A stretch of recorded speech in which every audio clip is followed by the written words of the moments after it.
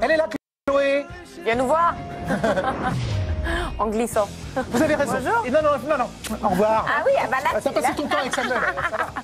il est jaloux. Merci d'être avec nous.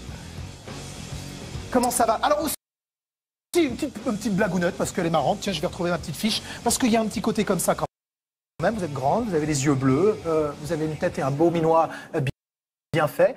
Vous êtes presque plus belle que Barbie finalement. Regardez, on a des petites images. Voilà. Merci à Fouad Seker. Barbie, toi, ma star, ça vous va bien. Et en plus, vous revenez des États-Unis, tout droit des Winter X Games. Vous avalez les runs. Cette fois-ci, vous allez avaler un petit café avec nous. Avec plaisir. Quel calendrier! Feldberg, les 23 et 24 janvier dernier, vous avez fait 3e la première journée, 2e la 2e journée. Et puis ensuite, vous avez enchaîné 29 au 31 janvier à Aspen, au Colorado. On vous arrête pas. Non, c'est sûr que c'est un beau début de saison. Avec Montafon aussi, où on a gagné par équipe avec Nelly Moine-Locose. 2 podiums en Coupe du Monde en suivant. Donc c'est vrai que je commence à atteindre la régularité recherchée. Et puis les X-Games qui auraient pu mieux se passer parce que j'ai une chute en finale qui m'empêche de me battre jusqu'au bout. Mais bon, c'est le jeu du border cross, on le sait. La régularité, justement, tu peux l'acquérir en étant très présent sur les compétitions. C'est pas un risque aussi? Non. Non, c'est vraiment ce que je recherche, avoir le même niveau sur toutes les compétitions. Et c'est vrai qu'en border cross, c'est pas facile parce que il faut toujours adapter sa ligne par rapport aux autres. Donc c'est vrai que tout peut arriver et c'est vraiment l'objectif de la saison, monter sur tous les podiums le plus possible. Du coup, vous êtes un peu déçu de votre performance aux X Games? Oui, parce que j'aurais bien aimé au moins aller jusqu'au bout pour essayer d'aller chercher la médaille. Et là, je suis un peu frustrée parce que bon, on s'est foncé dedans avec une autre concurrente dans le premier virage. Donc voilà, j'ai pas pu aller jusqu'au bout, mais c'est pour ça. Moi, aussi j'ai que fait j'aime mes ce sport. calculs scientifiques. 11e l'an dernier, 6e cette année. Il y a 5 places entre la 11e et la 6e, donc vous serez première l'année prochaine. Ça me va. Ça marche. Il fait des bons calculs, monsieur Stade. Non, absolument. Donc les X-Games sont très importants pour vous. On en parlait justement. Alors l'importance de ces jeux, de cette compétition, c'est plus important justement? Ça reste un rendez-vous important de l'année, oui, parce que bon, c'est un joli titre de gagner les X-Games. C'est un parcours qui est plus gros, normalement, qui nécessite plus d'engagement, où il faut aller vite, ça fait peur, les modules sont gros, donc c'est vrai que c'est chouette de le remporter. Après, la Coupe du Monde est aussi un réel objectif pour moi. Donc voilà. Pas de vrai tranchement entre les deux? Non. Il y a presque embouteillage, il y a avalanche. C'est de l'invitational, les X-Games. On pense à Pierre Vautier, il est champion olympique. Lui, il a dû attendre Feldberg, soit 3 jours avant, pour avoir son invitation. Vous, c'était un petit peu plus tôt? Oui, moi, c'était 2 mois avant, mais c'est vrai que les X-Games, c'est un peu le problème, c'est que c'est pas forcément les résultats sportifs qui payent le plus. Ça peut être aussi le fait d'être américain qui peut réellement aider à être Toc, invité. allez-y, on balance. Bah ouais, c'est ça qui est un peu dommage, c'est que bon, des fois, il y a des athlètes qui méritent d'être invités plus que d'autres et c'est pas toujours juste. Mais bon, il a fini par avoir sa place, donc c'est très bien. Vous avez parlé de ce calendrier. L'Autriche, Montafon, comment on dit Montafon. Titre par équipe La française. Titre par équipe avec Nelly Oui, une jolie course par équipe. On a toutes les deux bien ridé, donc ça nous a permis de monter sur la plus haute marche du podium. Et en plus, moi, la veille, j'étais tombée encore, toute seule cette fois-ci, donc j'étais un peu frustrée de ma première course et c'était une belle revanche de gagner avec Nelly le lendemain. Canon. Regardez comme elle est calibrée déjà. Hop, les réponses sont au taquet, etc. Est-ce qu'on pense déjà à 2018 et à Pyeongchang? On est quand même encore à 2 saisons et demie de l'événement.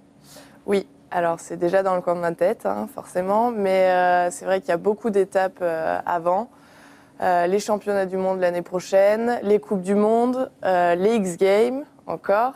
Donc, bon, c'est la préparation, ça va être le chemin, passer par toutes les étapes, remplir tous les objectifs avant ça, et puis pour arriver dans les meilleures conditions le jour J. C'est surtout ça, dans la meilleure condition. Attention également aux petits bobos.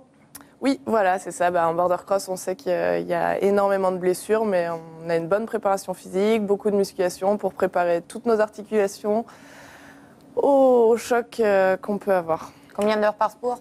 Combien d'heures de sport par jour? Au moins 2.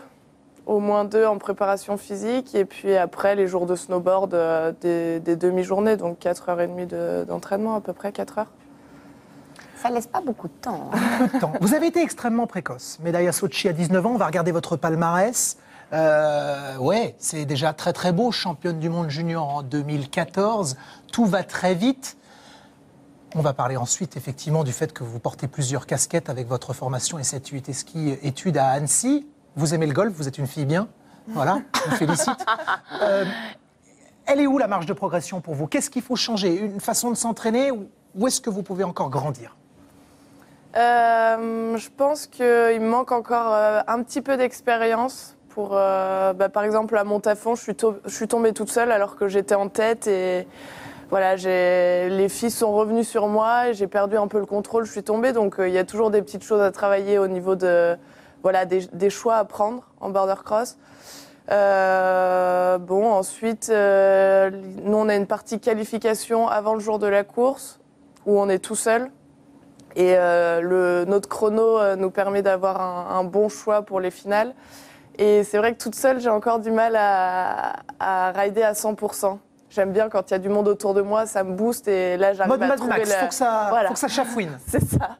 J'arrive à trouver l'énergie et à aller chercher à travers mes limites pour remporter mon run. Mais toute seule, j'ai encore un peu du mal à être très performante. Donc, un peu de préparation mentale peut-être pourrait enrichir la préparation. Voilà. Il n'y en a pas pour l'instant, c'est seulement des... Il y en a eu un petit peu et non, là en ce moment, non. D'accord. C'est bluffant aussi, on vient de voir dans votre CV palmarès que vous avez déjà finalement un œil sur l'avenir. Hein. Un bac éco avec le pôle France Albertville, cette IUT ski études, on pense déjà à l'après-ski. Je ne parle pas du grog, hein, je parle de... Oui, parce que sportif, ça dure un temps, mais ça peut vite s'arrêter, surtout le border cross. Donc c'est vrai que j'ai préféré continuer mes études. Grâce à l'IUT à Annecy, ça me permet d'avoir un cursus aménagé. J'ai cours que avril, mai, juin et juillet. Je suis libérée tout le reste du temps pour me consacrer à 100% à mon sport. Donc c'est un bon compromis et ça me permet de continuer à avoir des diplômes pendant ma carrière sportive. Vous venez de dire surtout le border cross, par rapport à la discipline ou par rapport à la dangerosité de la discipline? La dangerosité de la discipline. Ah ouais. Qu'est-ce que c'est une carrière en border cross? C'est 4-5 ans? On se fait toujours les croisés au bout d'un moment? Oui, il y a de grandes chances de se faire les croisés. Moi, c'est déjà fait, donc c'est bon. J'ai déjà eu pas mal de blessures alors que j'ai que 21 ans. Donc c'est vrai qu'il faut prévoir l'avenir quand même.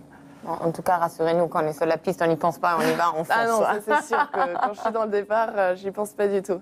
Mais tes yeux brillent également quand tu regardes les images, donc c'est bon signe. On va filer vers les États-Unis? On y retourne, hein. Vous revenez, on repart avec... Le décalage horaire, ça va être compliqué. Voilà. On revient sur le Super Bowl avec Charles Beauvais. Yes, baby!